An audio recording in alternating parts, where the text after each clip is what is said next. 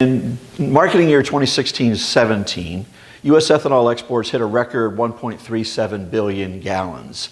The major key development last year was the emergence of Brazil as a major market for U.S. ethanol, largely due to the lower price of corn relative to sugar. That's very important in the feedstock economics for ethanol production. Right now, U.S. ethanol is the most competitive in the world. It's not only the cheapest ethanol, it's the cheapest source of octane anywhere, including against any of the fossil fuel alternatives. That's leading to increased demand for our product, including from our #1 competitor in world ethanol, which is Brazil. The strategy is actually very straightforward. The straightforward is build demand where it doesn't exist and make sure trade barriers are not erected that prevent U.S. ethanol from entering a new market.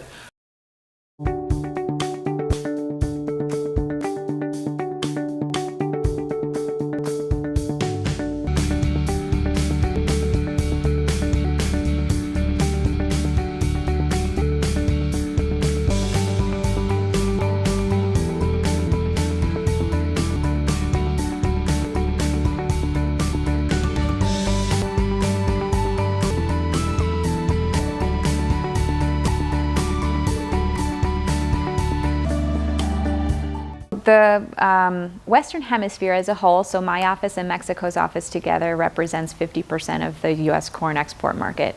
One of the great programs that we had this year was bringing together the nutritionists from across the region. We had more than 100 nutritionists join us in Peru from across the region, and here again we were able to not only share our experiences in the United States, but have all of the other countries who use our products share their own personal experiences. From that conference we had some purchases come in, and just this month we're following up with them. From that engagement, you know, again, more follow-up questions. We're able to help further engage to make sure they're using the product correctly. If they have any questions, we get them answered. So we just finished the first Ethanol Summit of the Americas, where we gathered together a lot of people throughout my region. So one of the great things that this meeting has brought out is a great energy around building ethanol into an energy portfolio in all of these countries.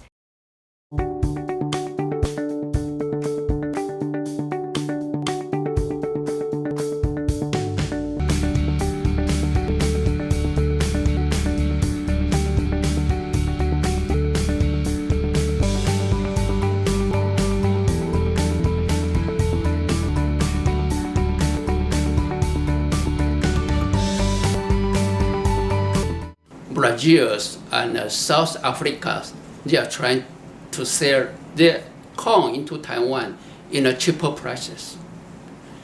U.S. Grains Council's Taiwan office, we have tried to provide market information through the website, through publications, or through meetings, seminars, etc.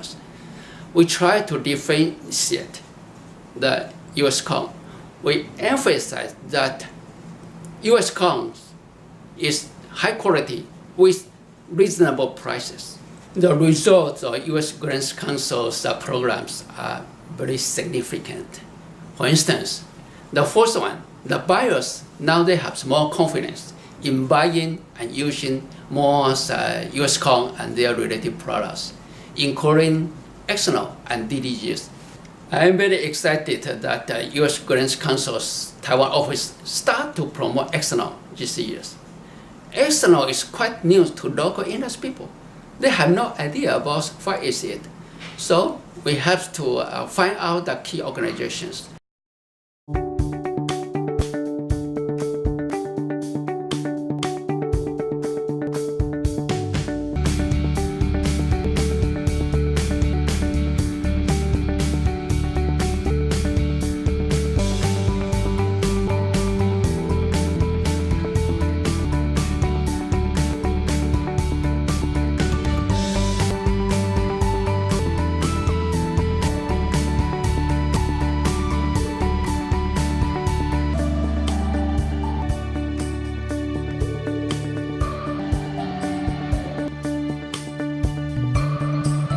Well, NAFTA is extremely important. It's one of the most important free trade agreements that the United States agriculture has in the world, really. It has really boosted demand from Canada and particularly Mexico. And you know, it's an agreement that we're on the same page with our customers down there, and with government officials as well in Mexico. They do not want to see any drastic changes to this agreement. Maybe some modernizations, but no drastic changes, because for the last 23 years we've depended on this to have duty-free access to Mexico's market, one of the largest livestock producing countries in the world. The potential for ethanol in Mexico, if they decide to adopt E10 nationwide, would be 1.2 billion gallons. So we're just getting out there trying to educate government stakeholders and relevant parties so that they have all the information they can to make the correct decision and go ahead and implement E10 down there. We're doing such things such as emissions modeling to predict what an E10 scenario would look like on the emissions in Mexico, especially with respect to the largest cities where there's concern over using it. They have not used ethanol before.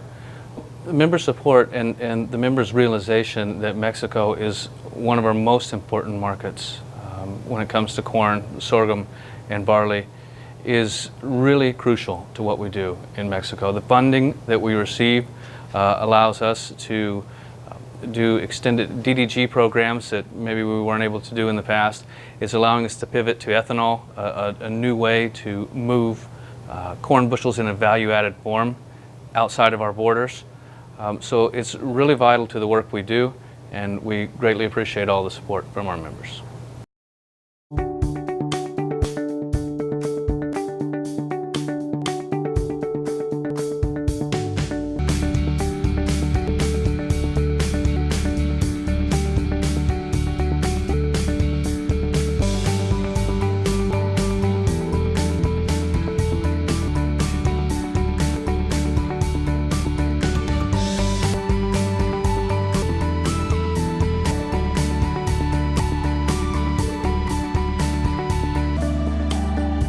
Korea office hold a DDGS promotion seminar every year, and also host a DDGS suppliers and buyers business meeting event in Seoul every 2 years, and sponsors a group of DDGS importers and feed formulators travel to participate export exchange every 2 years.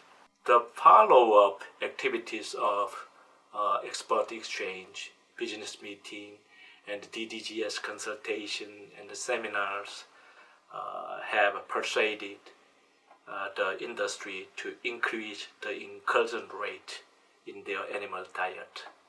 The government has already recognized the necessity to adopt a pure ethanol, the RFS, in order to create and foster the development of demand for the bioethanol fuel in Korea in the future. It is very important to educate relevant industries, policymakers, and the public on energy security, environmental benefits, and economic advantage of bioethanol fuel.